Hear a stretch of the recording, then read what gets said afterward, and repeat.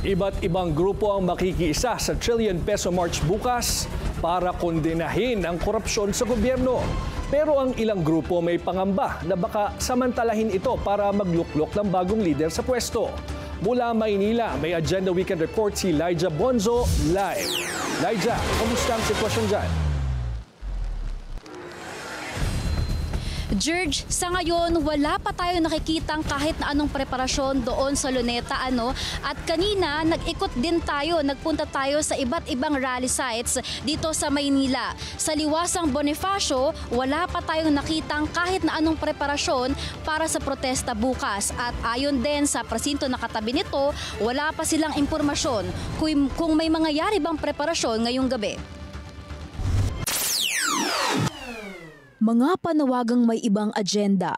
Yan ang pangamba ng mga grupong akbayan at bayan sa gaganaping Trillion Peso March bukas na layong kondenahin ang maugong na usapin sa korupsyon sa bansa.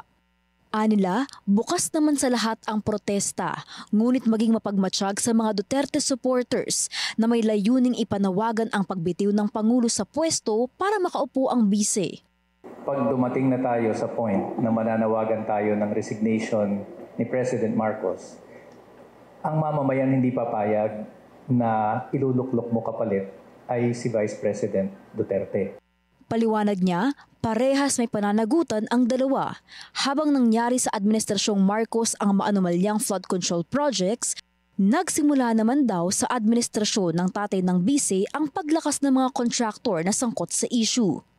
Samantala, bilang paghahanda para bukas, ayon sa Manila Police District, binisita ni Acting PNP Chief Police Lieutenant General Jose Nartates Jr. ang Menjola at Luneta ngayong araw.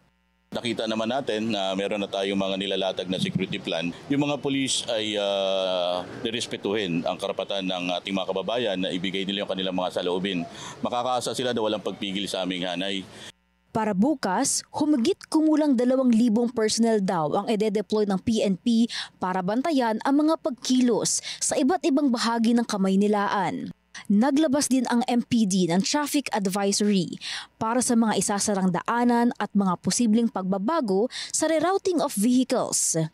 At nang madaanan din natin ang kartilya ng Katipunan na pag-alaman nating di bababa sa 14 na ambulansya ang nakaabang dito para bukas.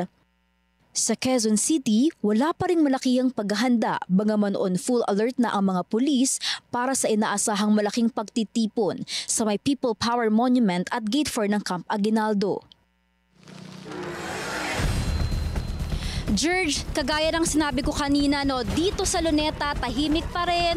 Wala pa tayo nakikita nag-set up ng stage o naglalagay ng mga markers, Pero ayon sa nakuha nating impormasyon, maaga ang pagtitipon dito sa Luneta, magsisimula ng 6 a.m. hanggang 12 noon. At may mga grupo mula rito na magmamarcha papunta sa may Menjola, mas malapit sa palasyo kung nasaan ang Pangulo. Doon magaganap ang programa. At ito ay magtatagal hanggang alas 2 ng hapon. Samantala, naglabas din ng pahayag ang Civil Service Commission na maaaring makilahok ang mga kawani ng gobyerno sa protesta bukas. George. Maraming salamat, Lyja Bonzo.